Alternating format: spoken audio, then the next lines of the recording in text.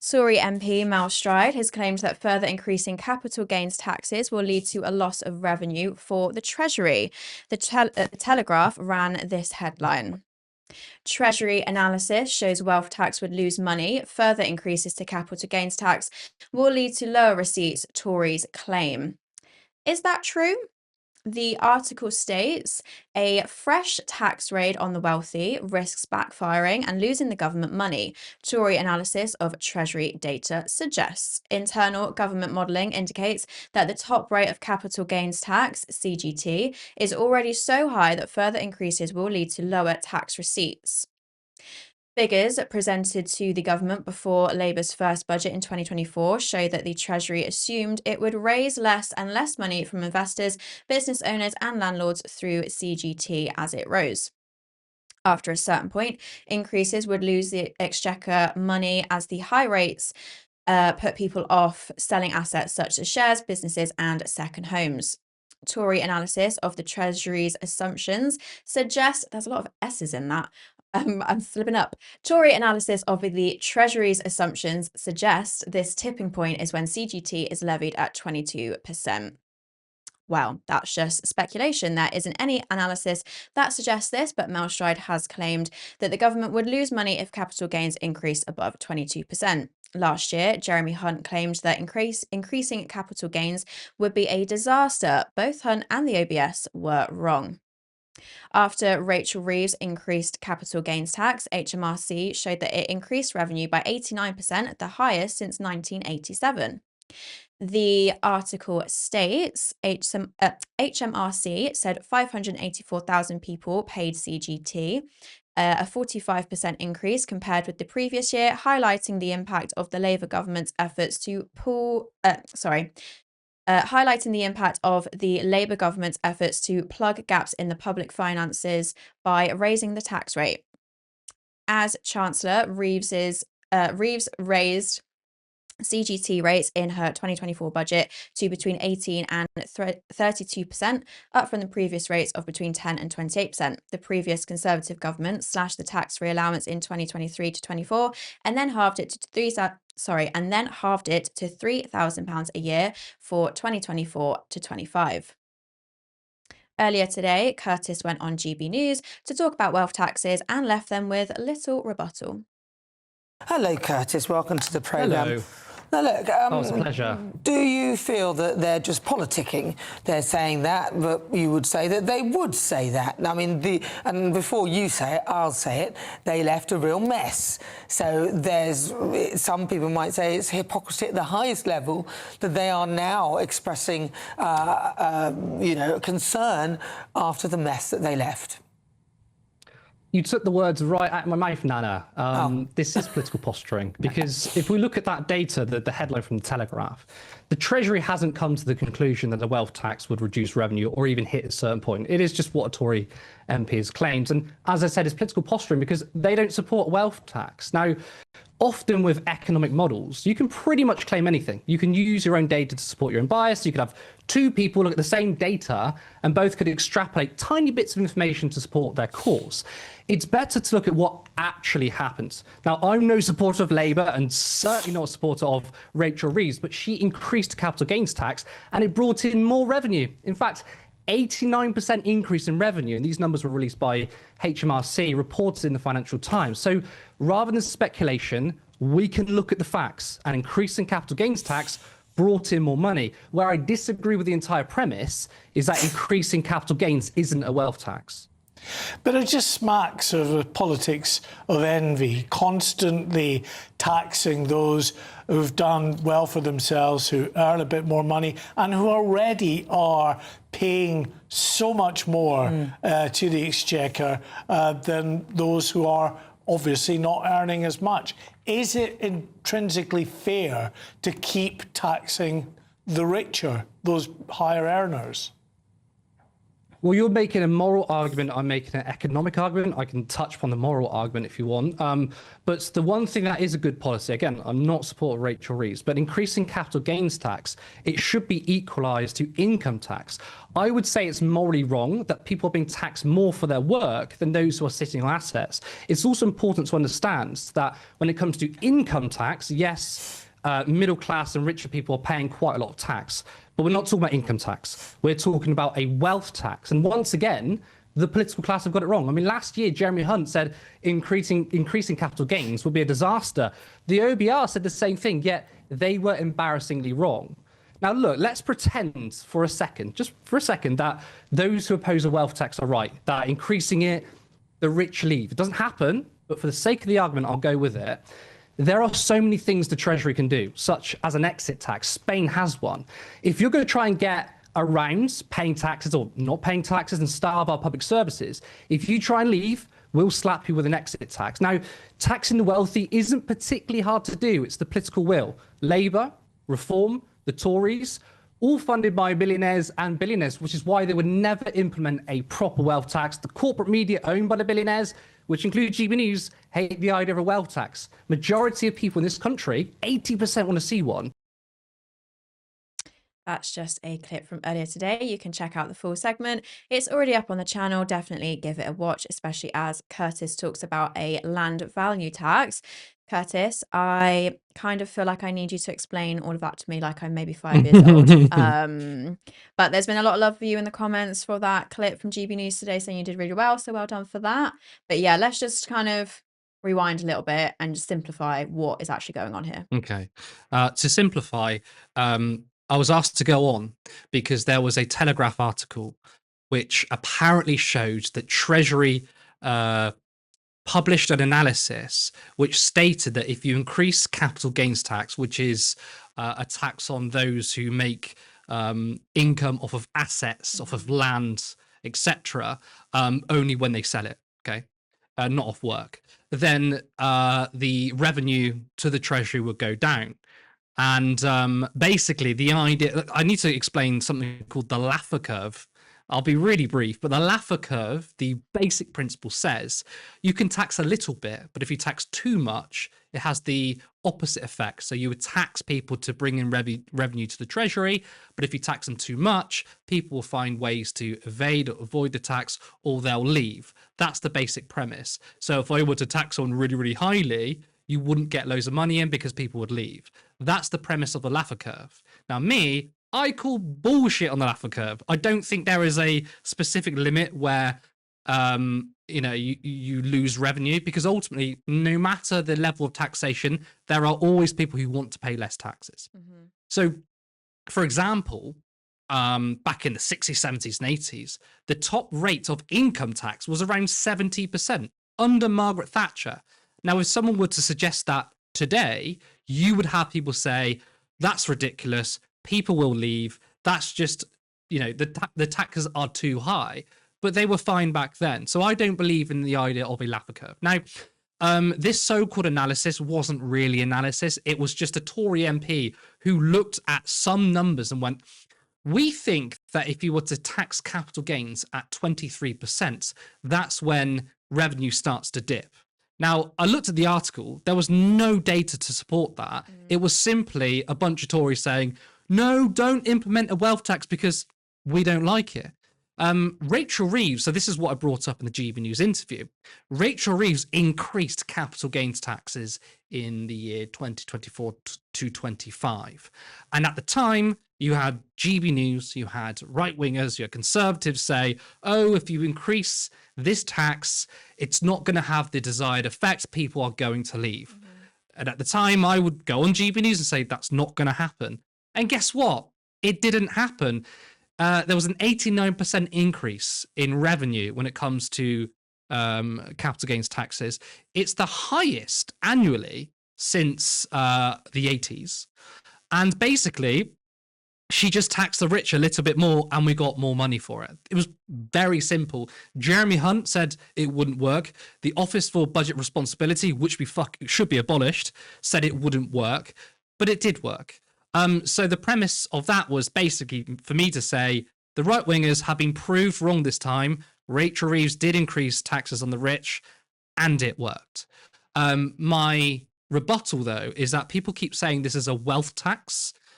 Increasing capital gains is not a wealth tax because it's an existing tax. You're just increasing it. Now, what's so unfair is that capital gains tax is actually lower than income tax. So what that basically means is me and you who go to work, we get taxed on our income. That is tax higher than those who don't go to work and make an income, but make money off of asset sales, off of housing. Now, to me, that seems unfair. And that's where Gary Stevenson has popularized the slogan, tax wealth, not work, also by the Green Party. And the idea is to not just increase capital gains tax in line with income tax, they're paying the same taxes, but also an additional wealth tax, because people should be getting on in life based on their income, right? We shouldn't be penalizing people who go out to work. But I think if you're making passive income off of things that you had enough money to buy beforehand, and you sell it and you make loads more money, that should be taxed highly, especially when you think of the older cohorts, 65 and over, the social base of Reform and Conservatives, who bought housing when it was extremely cheap, when you had Margaret Thatcher's right to buy, which is council houses being built by the state, paid for the taxpayer, then sold to tenants at a discounted rate, then the prices of housing inflated, and lots of people got rich off of the state building houses, off of us taxpayers. So if you're making money that way and you're contributing to the housing crisis, then we should be taxing these people more. Why are the right wing so obsessed with this idea that if you do implement a wealth tax, regardless of, whether you think this is a wealth tax or not, but any kind of increase in taxes, why are they so obsessed with this idea that everyone's just going to up and leave if that happens? The really simple answer is the right wing, their political project supports multimillionaires and billionaires and corporations. The media, like GB News, is owned by billionaires. Therefore, they don't want their taxes to increase. It's not a complicated argument. The media try and obfuscate it and be like, oh, no, there's loads of reasons. It is simply a class war against the rest of us, because the multimillionaires and billionaires own the means of communication via the corporate media. Lots of politicians like Reform and the Conservatives are in bed with these people. Some of them are funded by them, i.e. Nigel Farage. So, of course, all they're doing is they're bidding. It's as simple as that. So the argument people leave if you increase taxes, it's largely BS. But as I said on GB News, even if we were to give the right wing credit and say, okay, if we were to increase capital gains tax or introduce a wealth tax and people leave, there are so many other things that people can do, like an exit tax. Spain has one. So even if they try to leave, we'll be like, fine, do it. We're going to tax you on the way out. There's so many things we can do. But why? I feel like our governments are reluctant to do things like that. But why? Well, okay, I think that Labour, for example, historically have been in favour of increasing income taxes, especially on the richest, right? The Labour Party is a pro-redistributive party. Less so when it came to Tony Blair. In fact, Peter Mandelson said that I'm very relaxed with the rich getting filthy rich. Right, that's the lack of moral relativity within the Labour Party. It continued obviously under Keir Starmer, etc. But Andy Burnham wouldn't probably be against increasing income taxes or restoring the 50p per pound. So at the moment, the top rate of income tax is 45% because it was reduced under the Conservatives, was 50%. I'm sure he could do something like that. The reason why I don't think the Labour Party have done a wealth tax is because I think it truly would change things. Now, not the wealth tax that's being proposed. I want to be very clear here. The Green Party, Gary Stevenson, patriotic millionaires, their policy of a 2% wealth tax over those who have an income from assets of like £10 million or more is so ineffective. but it's the right journey to take because you have to bring people with you. The reason why it's ineffective is because a 2% wealth tax on something like that, it's minimal. It's nothing. Because the entire point of taxes is not to bring in money for the treasury. We don't need to do that. The entire point of taxes is to reduce inequality. So if you were to tax the very richest, the wealthiest by 2%, sure, you bring in a certain amount of revenue and you could theoretically say, oh, we'll spend that on the NHS. But the point isn't to do that. The point is to essentially abolish billionaires. And I don't think you should even have someone who has like £100 million. Now, before people say you bloody commie or this is the politics of envy, which the right wing like to deploy, it's nothing to do about envious because I don't want to be a billionaire or 100 billionaire. I think a lot of these people have a very sad existence. I just want to be comfortable, right? You know, but money equals power. So billionaires control everything because they have so much money. Yeah. Therefore, we need to reduce their power. If we were to live in a democratic society where apparently one person, one vote, like our voice is equal to everyone, then you can't have the existence of like 100 millionaires because they have so much power. So it is about taking away their power. It's not an envious thing. It's not like, oh my God, I'm really sad that I'm poor, which is what the right wing like to do. It is simply saying it is unsustainable to have a system in which you have the 0.01% having the same amount of wealth as the bottom half of humanity. That is such an unequal society in terms of political power. And to address that, you need to go after wealth, but, I'm talking about like far higher than 2%. And you need a maximum wage. You need to say, look, if you hit a certain amount, the rest is going to be 100% taxes.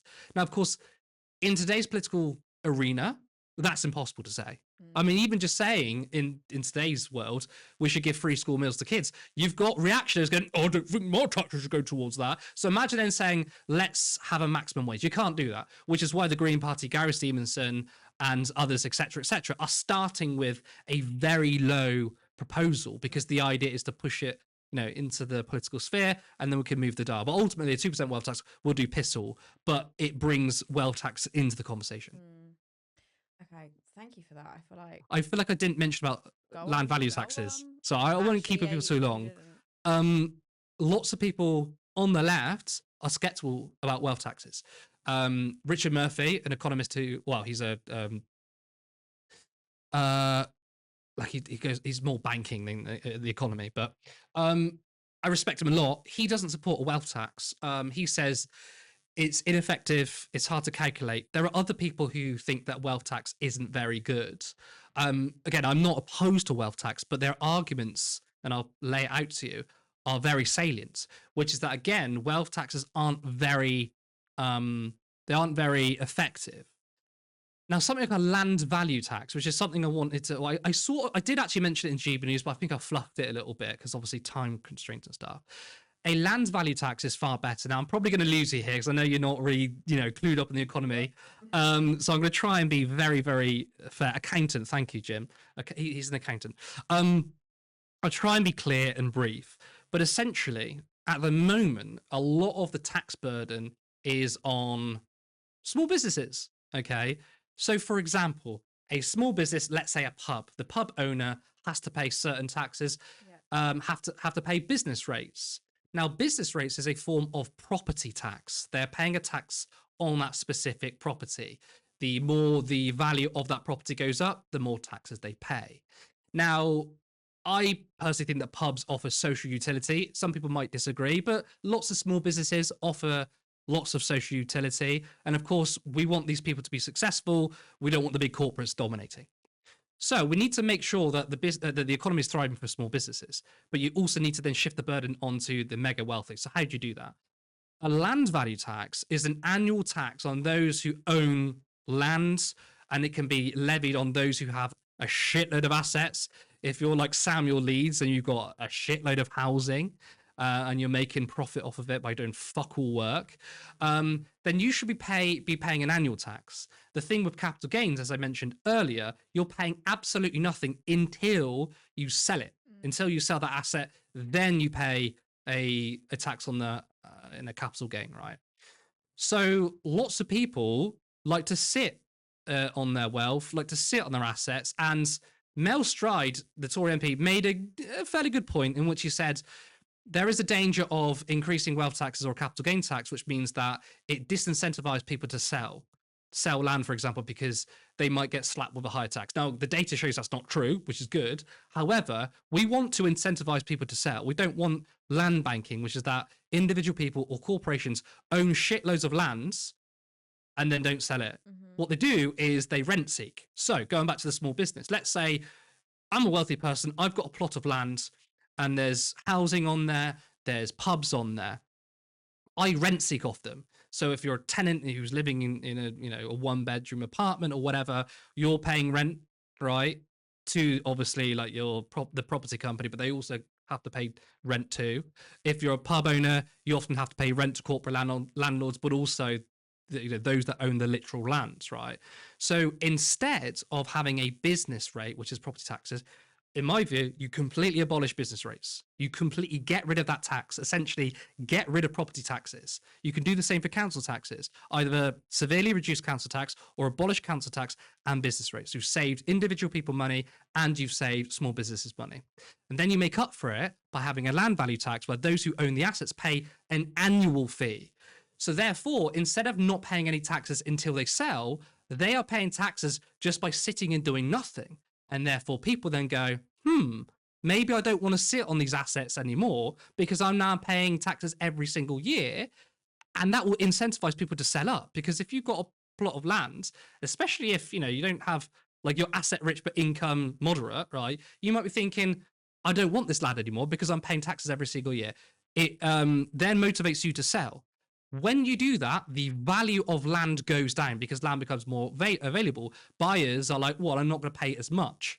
When the land value goes down, the rent automatically goes down. Therefore, rent is cheaper for small businesses and it's cheaper for tenants, for example. That is where a land value tax is far superior to a wealth tax.